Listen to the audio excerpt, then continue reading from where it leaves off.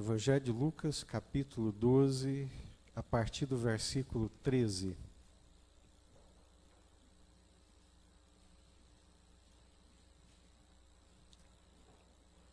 Evangelho de Lucas, capítulo 12, a partir do versículo 13.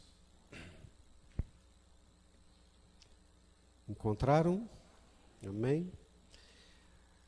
Nesse ponto, um homem que estava no meio da multidão lhe falou: Mestre, ordena a meu irmão que reparta comigo a herança.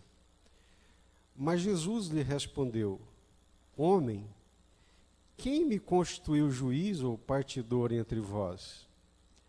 Então lhes recomendou: Tende cuidado e guardai-vos de toda e qualquer avareza, porque a vida de um homem não consiste na abundância dos bens que ele possui. E lhes proferiu ainda uma parábola, dizendo: O campo de um homem rico produziu com abundância, e arrazoava consigo mesmo, dizendo: Que farei, pois não tenho onde recolher os meus frutos? E disse: Farei isto: destruirei os meus celeiros, reconstruí-los-ei maiores, e aí recolherei todo o meu produto e todos os meus bens. Então direi à minha alma: Tens em depósito muitos bens para muitos anos. Descansa, come, bebe, regala-te. Mas Deus lhe disse: Louco, esta noite te pedirão a tua alma, e o que tens preparado, para quem será? Assim é o que entesoura para si mesmo e não é rico para com Deus. Amém? Vamos orar? Curva sua cabeça. Vamos pedir ao Espírito Santo que nos ilumine nessa manhã, que fale ao nosso coração.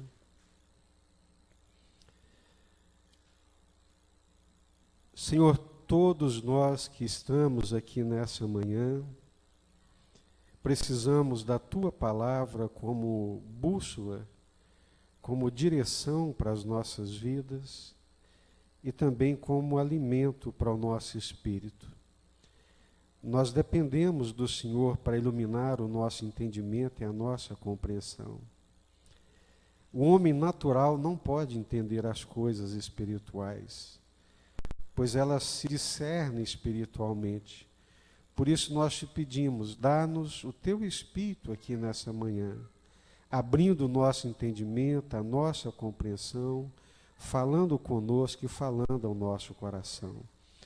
Nós oramos e te pedimos em nome do Senhor Jesus, Pai. Amém? Esse é um texto um pouco chocante para ler na virada do ano, né? Final do ano, início do ano seguinte, que a gente vai estar começando daqui a pouco, se Deus quiser. Mas eu amei a leitura desse texto nos meus devocionais, porque ele trata dos grandes anseios do coração humano.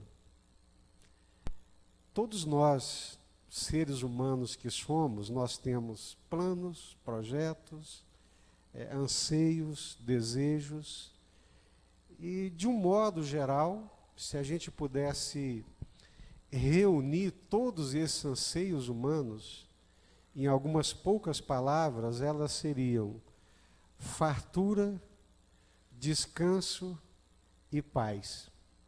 Esse é um anseio do coração de todo ser humano. Todo ser humano anseia por ter uma despensa sempre farta, uma mesa repleta todos os dias, 3, 4, 5 vezes por dia, é um anseio do nosso coração. Outro anseio do nosso coração é descanso, descanso para a alma e também paz. E enquanto eu li esse texto, eu me lembrava de Salomão, porque um dia Deus lhe deu um cheque em branco.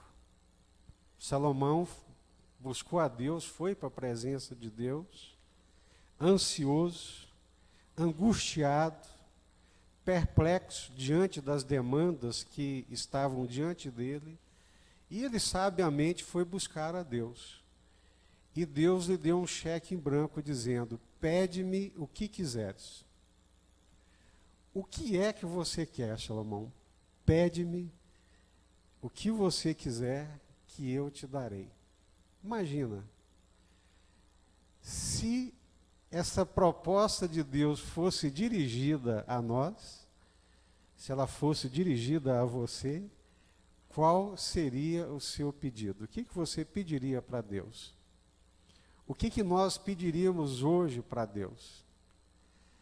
Eu asseguro que, com toda honestidade, qualquer coisa que nós pedíssemos a Deus passaria pela questão da fartura, da riqueza, do descanso, da saúde e da paz. E o que foi que Salomão pediu para Deus? Sabedoria. Me dá sabedoria, Senhor. E Deus lhe respondeu: você não pediu o que todos pedem. Você pediu aquilo que a maioria das pessoas não pedem, que é riqueza, morte dos seus inimigos e longevidade. O que todos nós queremos? Riqueza,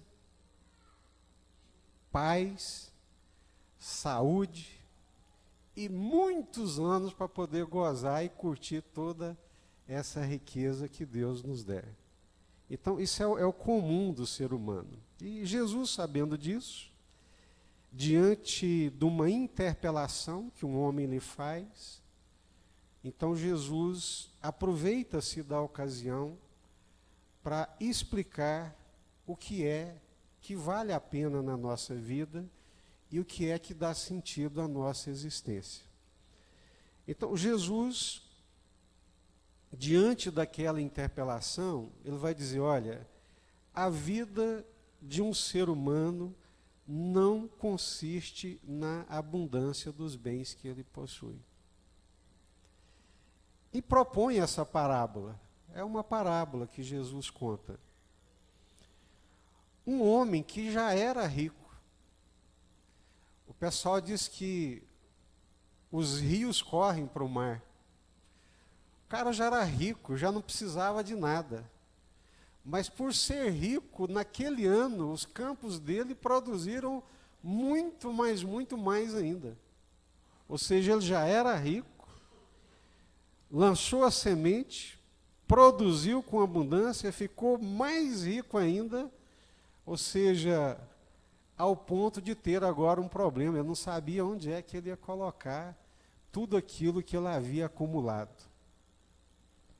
E começou a pensar, a arrazoar.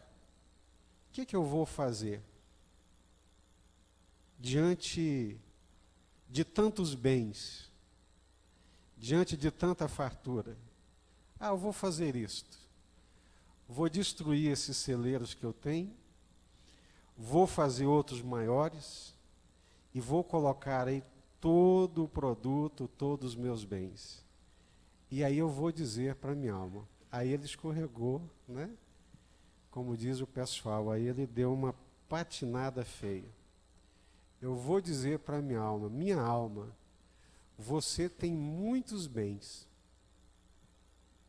Está farta. Descansa. Come. Bebe. Regala-te. Porque se eu contar os dias que um homem muito longevo vive, suponhamos que 90 anos, e eu dividi todos esses bens que eu acumulei ao longo dos anos que me restam, nós vamos, minha alma, comer, beber, fartar, descansar, e a gente não vai ter preocupação com coisa alguma, porque tem muita coisa juntada, tem muita coisa acumulada. Eu imagino que ele fez essa conta. Suponhamos que ele fosse um homem aí de uns 50 anos, um homem muito longevo, vai viver 90 anos, mais 40 anos, tudo o que eu tenho acumulado, tudo que eu ajuntei, dá para comer, beber, passear, pagar plano de saúde, pagar médico, viver uma aposentadoria, uma vida das melhores que se possa imaginar.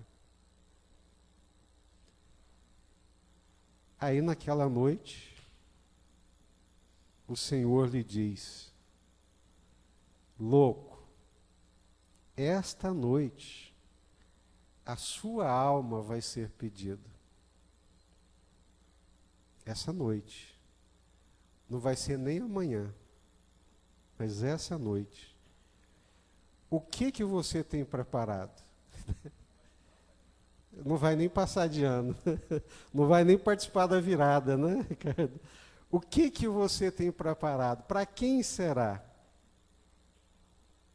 Assim é o que entesoura para si mesmo e não é rico para com Deus. Bom, moral da história, o que nós aprendemos aqui? Primeira coisa, se você estiver anotando, guarda a falibilidade dos projetos humanos. Os nossos projetos, por melhores que sejam, eles são falíveis.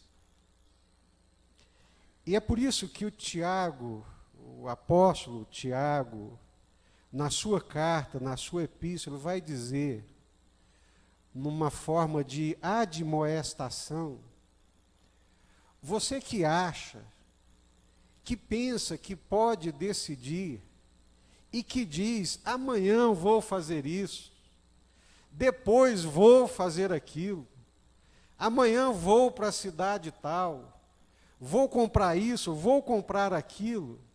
Tiago diz assim, pensa bem, reflita, porque na verdade você deveria pensar assim, se Deus quiser, se Deus permitir, amanhã eu farei isto. Se Deus quiser, amanhã eu irei a tal lugar. Se o Senhor permitir, eu vou fazer isso, vou fazer aquilo, vou fazer aquilo outro.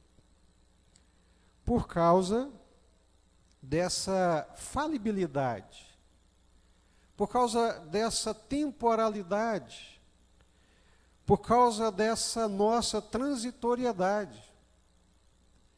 Quantos projetos que nós já fizemos, quantos planos que nós arquitetamos e do nada aquilo ruiu e acabou? Então, a primeira coisa que o Senhor Jesus quer nos ensinar, e que eu gostaria muito que nós entendêssemos e que ninguém ficasse deprimido, porque o desfecho vai ser muito bom e saudável espiritualmente, né? E por isso que eu disse que tocar nisso aqui no final de ano parece que é até uma contracultura, né? Que a gente está sendo bombardeado esse final de ano para desejos, para sonhos, para planos, para aquilo e para aquilo outro, e o Senhor Jesus está dizendo que nós devemos ter muito cuidado com os nossos projetos. Que todos os nossos planos e todos os nossos projetos, eles devem ser submetidos à vontade e à apreciação do Senhor. Nós somos arrogantes. O grande sonho do ser humano que Satanás conseguiu plantar dentro do seu coração, ali no jardim do Éden, foi o desejo de ser independente de Deus, o desejo da autonomia, de ser o capitão da sua própria alma e de ser o senhor do seu destino. Esse homem que Jesus está falando nessa parábola, ele é a fotografia exata do homem dos dias atuais. É o protótipo do homem moderno, do homem pós-moderno.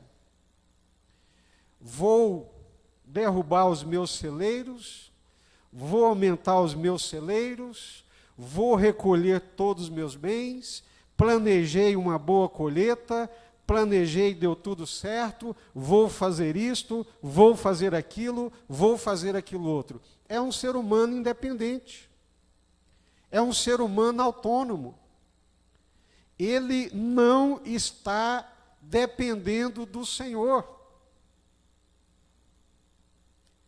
Ele está vivendo como se ele fosse o Senhor da vida e do destino dele. Ele está vivendo como se fosse o capitão da sua própria alma.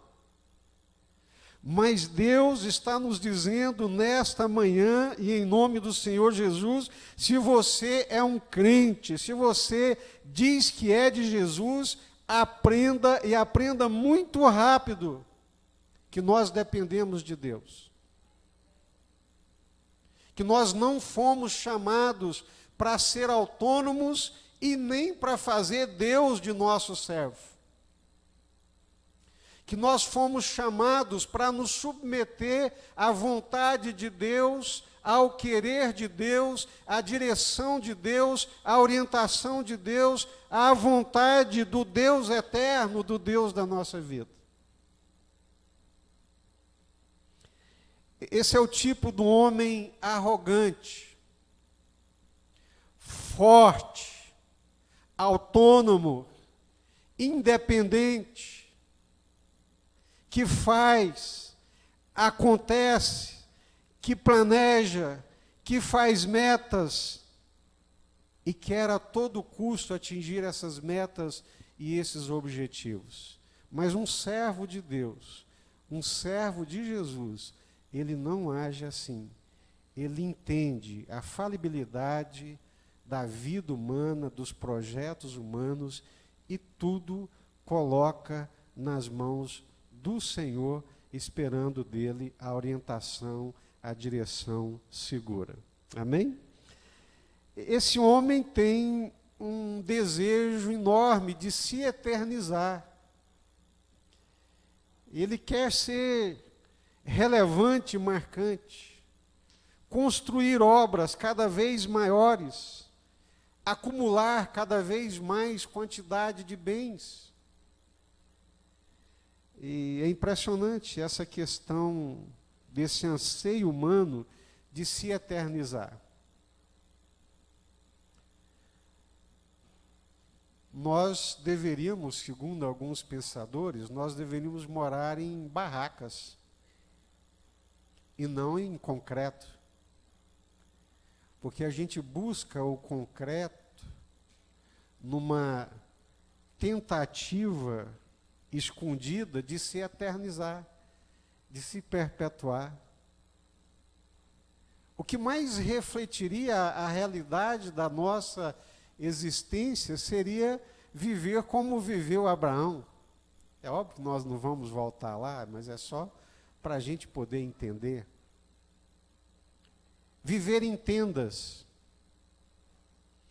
que você desfaz hoje aqui, amanhã faz lá e no outro dia faz acolá.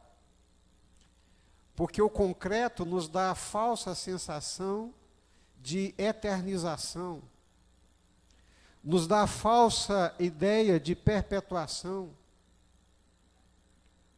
Por que nós fazemos estátuas? Por que fazemos bustos? Por que buscamos construir algumas coisas? Nesse sonho idolátrico, inatingível, de perpetuar e de eternizar a nossa existência aqui na Terra. E de repente chega Deus e fala para nós: você está agindo como um louco. Se a construção da sua esperança, do seu descanso, da sua segurança, está nas coisas terrenas, você é um louco. E é o que o Senhor diz para aquele homem. A falibilidade dos projetos humanos, a transitoriedade da vida terrena, cada dia que passa, acho que por estar envelhecendo, mais transitória eu percebo que é a nossa vida. Como passa rápido a nossa vida e a nossa existência? Há poucos dias eu achava que eu estava no meio da minha vida. Hoje eu já sinto que eu estou nos 2/3 da minha vida. Olha lá, né? Se correr tudo bem, se o senhor não cochichar no meu ouvido hoje à noite, você vai ser chamado, meu amigo, né? É muito transitória, muito passageira. A vida é tão transitória e tão passageira que a Bíblia não se nega a compará-la a um sopro. Passou. Né? É comparada com a neblina. Às vezes eu levanto de manhã, abro a janela da nossa casa, olho ali para o rumo da matinha, do Maracanã, que tem um riozinho, né? E a neblina tomou conta daquilo tudo. Eu falo, nossa, vai ser um dia muito fechado hoje. Passa meia hora, o sol veio e a neblina dissipou. A vida terrena, a nossa vida é comparada a uma neblina. É comparada com uma erva que brota de manhã e se seca à tarde. É comparada com um sonho. O sonho que você dorme, ou como o sono, né? Você dorme, acorda, e parece que você dormiu tem meia hora, que você foi deitar tem meia hora. Somos peregrinos. Estamos aqui de passagem, como Abraão em Canaã. Estamos peregrinando. Somos peregrinos. Algumas perguntas precisam ser levantadas a partir da leitura do texto. E é o ponto que eu quero também falar para vocês nessa manhã. A questão aqui não é ter bens ou não ter. Até porque muitos homens de Deus, segundo o coração de Deus, foram pessoas muito ricas e extremamente ricas, como o próprio Abraão foi. A Bíblia chega a dizer que Abraão era um dos homens mais ricos do Oriente. Ló também era um homem extremamente rico. Davi foi um homem rico. Salomão foi um homem rico que possuiu muitos bens. Precisamos entender isso. O que a palavra de Deus, então, está chamando a nossa atenção? Onde é que está a nossa segurança?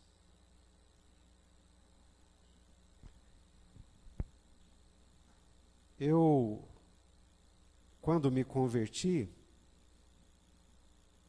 e graças a Deus por isso, naquele início da fé cristã, e vindo de uma tradição religiosa muito pouco apegada à Bíblia, aos ensinos da Bíblia, né, com muita boa intenção, mas muito pouco conhecimento bíblico. Então, quando eu comecei a ler a Bíblia e fui despertado para o entendimento da palavra de Deus, a primeira coisa que chamou a nossa atenção eram os ídolos, né? Os ídolos feitos de barro, de pedra, de ouro e de prata. É ídolo. É ídolo porque é uma construção humana. É feito de materiais inferiores ao ser humano. Por que a Bíblia condena a idolatria? Porque coloca-se a esperança e a confiança numa coisa que é inanimada. Por que a Bíblia, a palavra de Deus, condena a idolatria? Porque você confia numa coisa que não pode te responder. Então, tudo aquilo que nós colocamos a nossa confiança, que não é o Senhor, é um ídolo. Tudo aquilo que nós projetamos a nossa segurança e fazemos daquilo nossa esperança, que não seja Deus, é um ídolo, é uma idolatria. Mas como lhes dizia, no início da minha fé, eu conseguia, com o meu entendimento, alcançar que ídolo eram somente aquelas imagens de gesso, de madeira, de prata ou de ouro. Mas depois, lendo a mesma palavra de Deus, eu fui descobrir que existem outras formas de idolatria. E Jesus está apontando uma aqui nesse texto. A idolatria que Jesus aponta nesse texto está muito presente na nossa cultura. E qual é essa idolatria que Jesus aponta aqui no texto?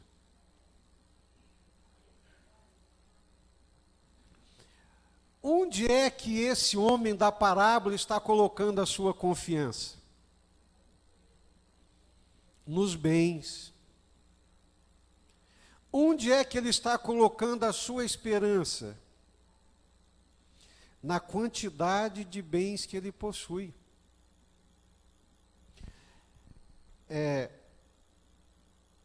Esse homem dessa parábola, ele está dizendo nas entrelinhas que o sentido da vida e da existência está na quantidade de bens que uma pessoa consegue acumular. Isso é idolatria. E é esse tipo de idolatria que pega os crentes hoje. Não é a idolatria das imagens, mas é a idolatria de fazer do dinheiro a sua confiança. É a idolatria de fazer dos bens a sua segurança. É a idolatria de fazer dos recursos o seu descanso. Esse homem está dizendo para a sua alma: minha alma, tens muitos bens para muitos anos, descansa, alegra-te, tenha paz. Ofendeu a Deus.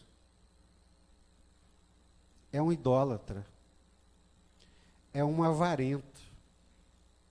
O coração dele, a segurança dele, o descanso dele, a paz dele, a alegria dele está nos bens e na quantidade de bens que consegue ter.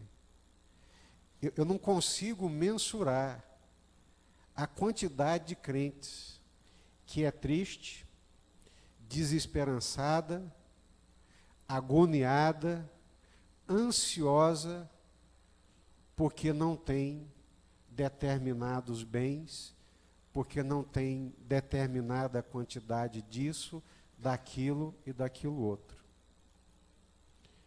Foi pego, agrilhoado por um ídolo do nosso tempo presente. Todo aquele que deposita a sua esperança, a sua confiança, a sua paz, o seu descanso na quantidade de bens que pode ter ou não ter, é um idólatra. E é exatamente isso que Jesus está dizendo. O grande ídolo do nosso tempo presente é Mamon. O grande ídolo do nosso tempo presente é a avareza. O grande ídolo do nosso tempo presente é fazer dos bens a fonte de segurança.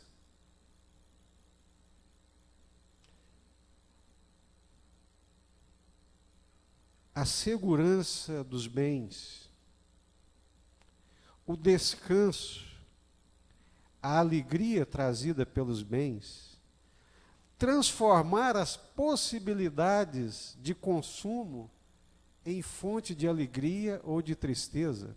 Estão percebendo, irmãos? Ao mesmo tempo, você tem aquele que se alegra e descansa porque tem, você tem aquele que sofre, que se amargura, que briga com Deus porque não tem e gostaria de ter. Mas no fundo, a essência é a mesma, é a idolatria. É fazer dos bens a fonte de segurança, de alegria, de paz e de descanso. Vocês estão me entendendo? Amém? Está todo mundo assim, tão caladinho, assim, mas estão entendendo. Amém? Então, o primeiro ponto, a falibilidade dos projetos humanos. Todos os nossos planos, todos os nossos projetos precisam ser depositados nas mãos do Senhor. Nós precisamos consultar ao Senhor. Nós precisamos buscar ao Senhor, nós dependemos do Senhor. Para nós, o que vale a pena é aquilo que vem do Senhor. É a certeza absoluta que vem do Senhor. A minha porção, quem me dá é o Senhor. O que eu tenho, o que eu deixo de ter, depende do Senhor. A minha referência, a minha medida não é o outro, não é o que o outro tem, o que ele alcançou, o que ele deixou de alcançar. Não, a minha referência é o Senhor.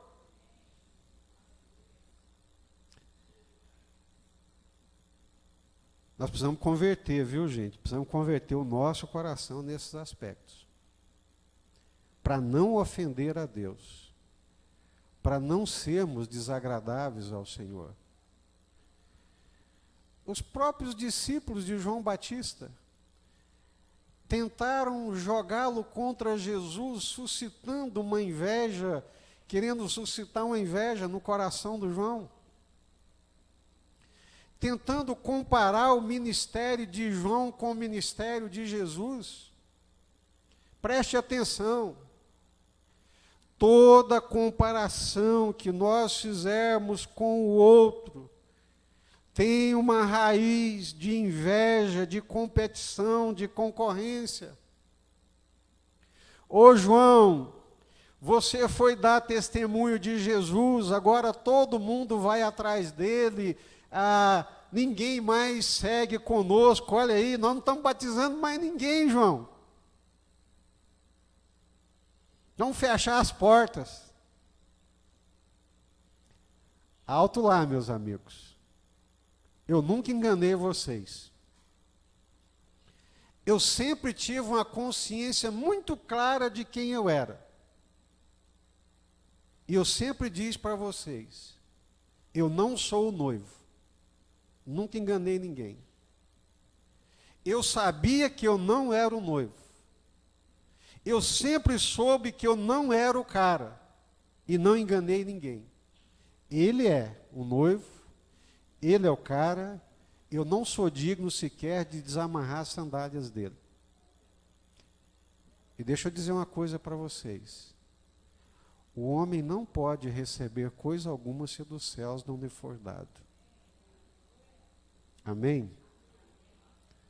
Então, se o outro tem, é problema dele com Deus, é problema dele com os céus, como se eu tenho ou não tenho, se eu alcancei ou não alcancei, problema meu com Deus. É Deus. Meu problema é com Deus. É com o Senhor. Minha alma tens muitos bens para muitos anos. Descansa. Oh, meu Deus, quem me dera que descanso de alma dependesse de coisas materiais.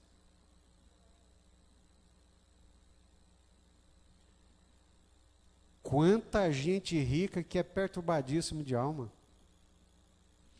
Quanta gente que tem muitos bens, mas é completamente translocado. Porque o descanso da alma, de onde é que vem o descanso da alma, meus irmãos? Hã?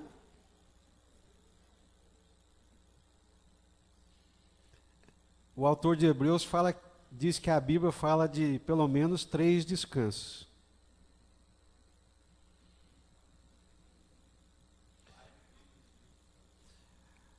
O sábado era um dia de descanso. No sábado você não precisava trabalhar, não precisava colher o maná, porque você podia descansar que Deus dava o daquele dia que você não trabalhou. Mas o sábado não era um descanso completo.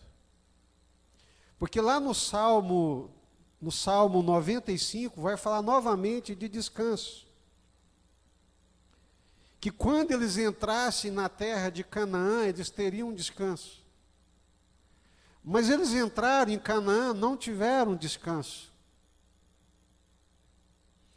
Porque só tem uma coisa que descansa a alma, que dá sossego para a alma. O que que é? Jesus. É o Senhor Jesus. Vinde a mim todos vós que estáis cansados e sobrecarregados, e eu vos aliviarei. O que dá descanso para a nossa alma não é saúde, não é longevidade, não é quantidade de bens, não é filho próspero, não é isso, não é aquilo outro. O que dá descanso para a nossa alma, entendamos de uma vez por todas, é a presença de Jesus. É sobrenatural, é miraculoso. Mas como nós vivemos nesse tempo presente, nessa cultura que nos cerca, nós somos influenciados. Nós achamos que o consumo, comprar, adquirir, trocar, renovar, vai encher o coração. É bom, não faz mal nenhum. Mas é uma estupidez espiritual achar que isso vai dar paz e descanso. Quando eu leio esse texto nessa perspectiva atualizada do nosso tempo presente, irmãos, eu fico muito preocupado conosco, os crentes. Porque tem muitos crentes entristecidos, sem paz e sem descanso, porque não conseguiu trocar, porque não conseguiu comprar, porque não conseguiu mudar, porque não conseguiu ajuntar. Espera aí. Eu estou ficando para trás. Os outros estão progredindo. O que está acontecendo comigo? Onde é que eu estou errando? O que eu fiz que não está agradando a Deus? Calma. A paz não está aí. O descanso não está aí. Aí vem aqueles testemunhos mirabolantes, triunfalistas, e você pensa, nossa, mas o fulano está igual um meteoro, a coisa só está subindo de vento em popa e eu não saio do lugar. Onde é que está a sua paz? Onde é que está o seu coração? Onde é que está a sua alegria? Meu Deus! Está igual louco. Ou louco, ou insano, ou estúpido, ou ignorante espiritual, acorda. Não vês que a tua alma vai ser pedida hoje? O que é que você tem preparado? Nisso não reside descanso, nisso não reside paz, nisso não está alegria, nisso não está o sentido da vida.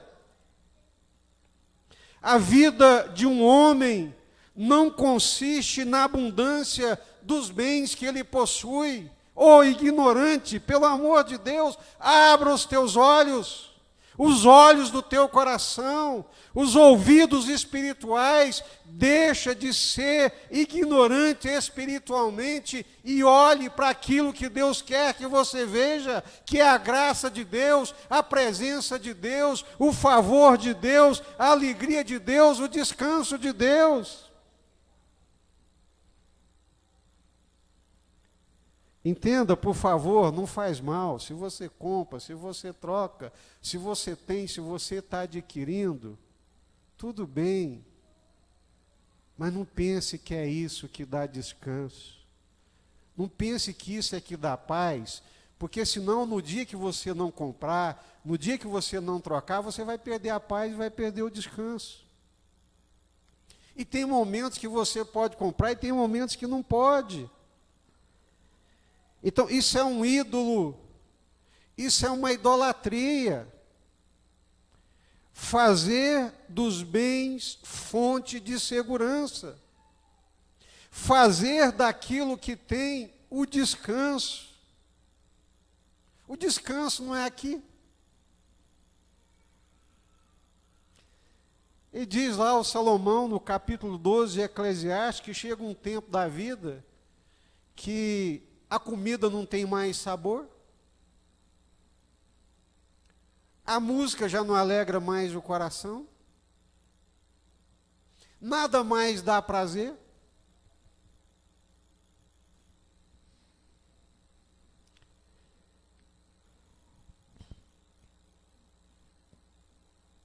Onde está a nossa segurança? Como podemos ser ricos para com Deus? Como construir um projeto de vida que seja agradável a Deus? Deus se opõe a termos bem em abundância? Deus é contra a gente ser rico?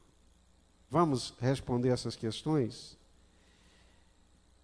Esse homem, ele era rico e ao mesmo tempo pobre.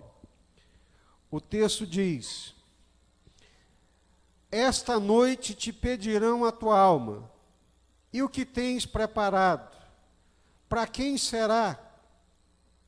Assim é o que entesoura para si mesmo e não é rico para com Deus.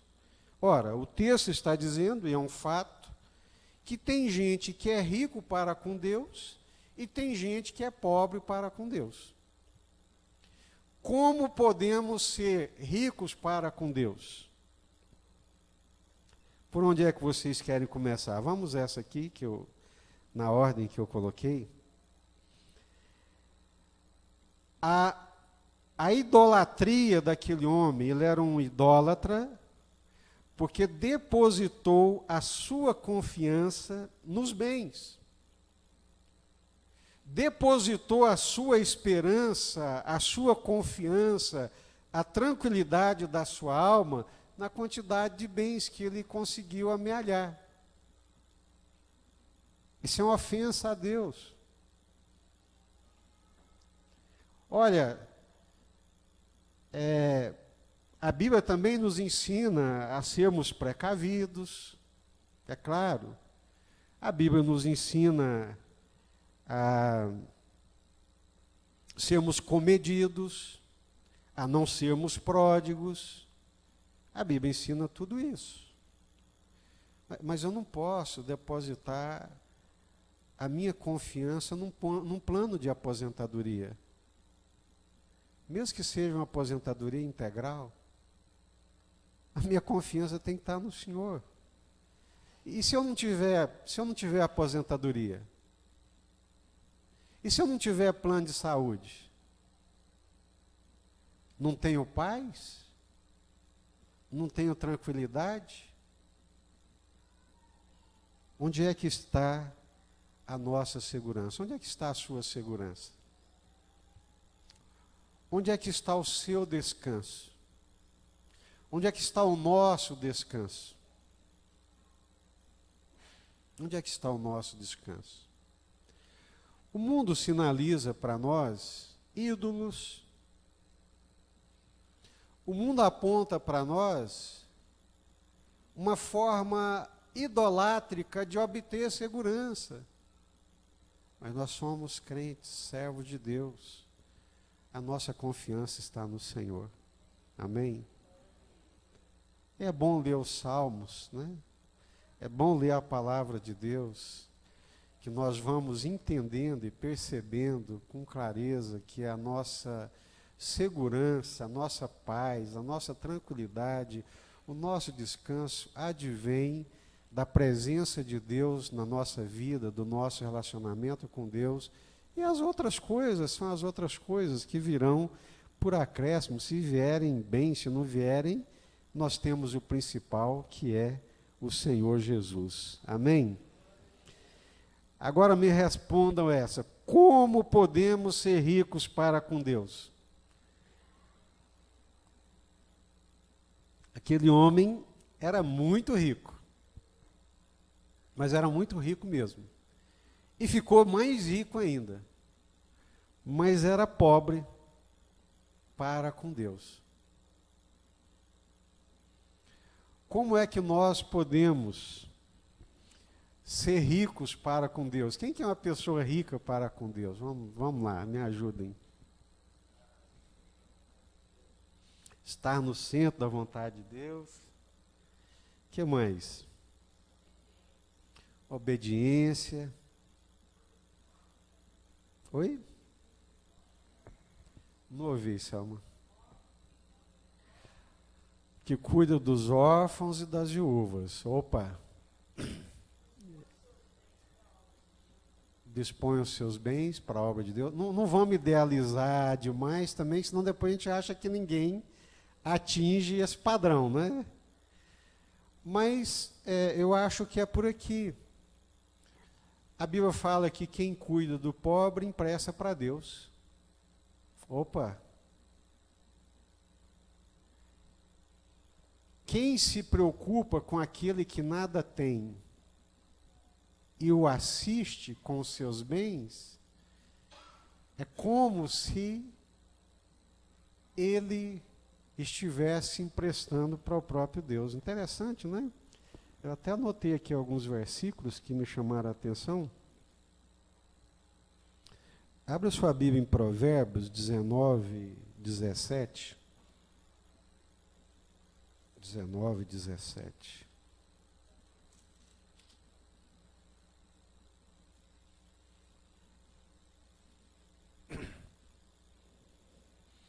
Provérbios 19, 17. Alguém vai ler para nós aí?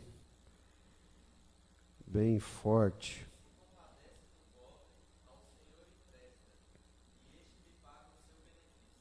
Olha só, é isso mesmo.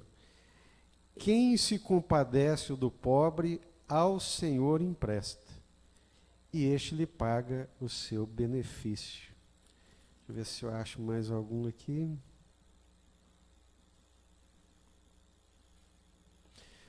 Provérbios 21, 13. Alguém leia, por favor.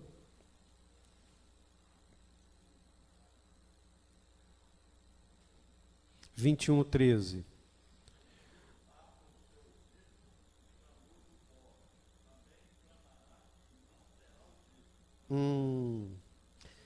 O que tapa o ouvido ao clamor do pobre, também clamará e não será ouvido. Provérbios ainda, 22, 9.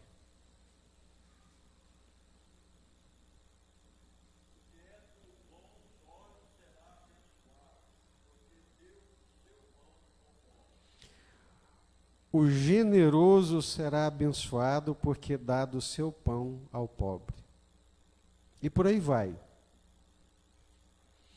Uma das formas, então, de nós sermos ricos para com Deus, sem preguiça, né, sem falsidade e sem trocas também, é quando nós somos generosos e acudimos aos necessitados. Tiago chega a dizer que a verdadeira religião é o quê? Cuidar dos órfãos, das viúvas e manter-se incontaminado deste mundo. Então, se eu sou crente em Jesus e nunca levei uma cesta básica na casa de um pobre necessitado, se eu nunca visitei um orfanato, se eu nunca visitei um asilo,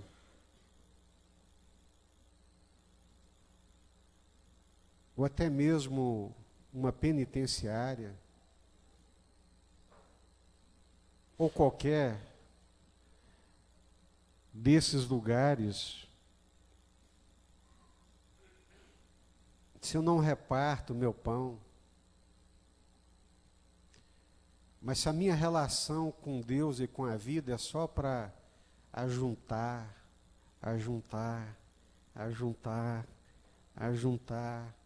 e não é de repartir, de partilhar, de observar, de sentir a dor e a necessidade do outro, eu preciso me enriquecer para com Deus.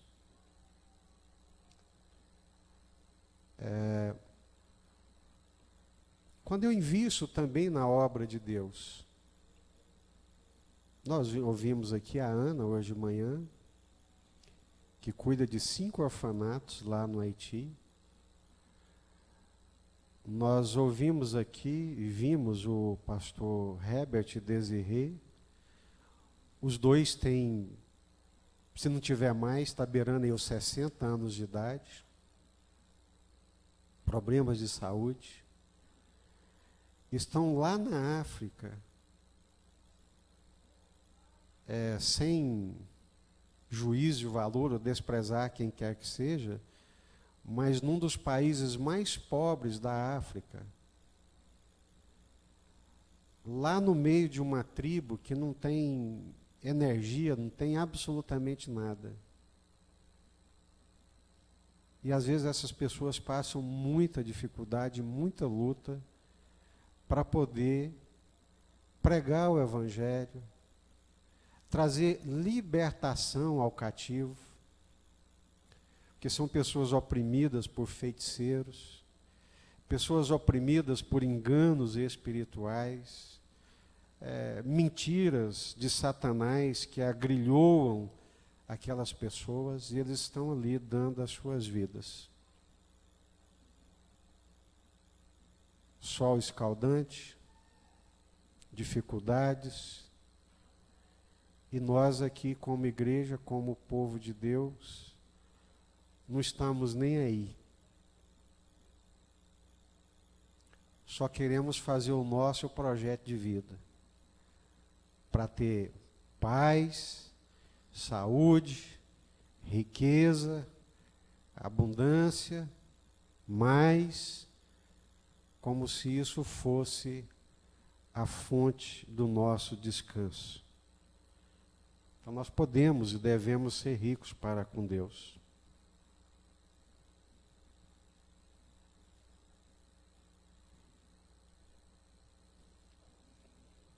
Deus se opõe a termos bens? De jeito nenhum. De forma alguma. Deus é contra os ricos? De jeito nenhum. Ele se opõe a termos bem em abundância? De forma nenhuma. Se opõe a sermos ricos? Não. De jeito nenhum. Onde é que está o problema então? Onde é que está o problema? É quando nós fazemos disso a fonte da nossa confiança, da nossa segurança e da nossa esperança. Aí tiramos os olhos do Senhor e depositamos os olhos no ídolo. Aí nós nos perdemos e ofendemos a Deus. Como construir um projeto de vida agradável a Deus? Como? Como ter um projeto de vida que seja agradável a Deus? Como? Pode dizer, pode participar.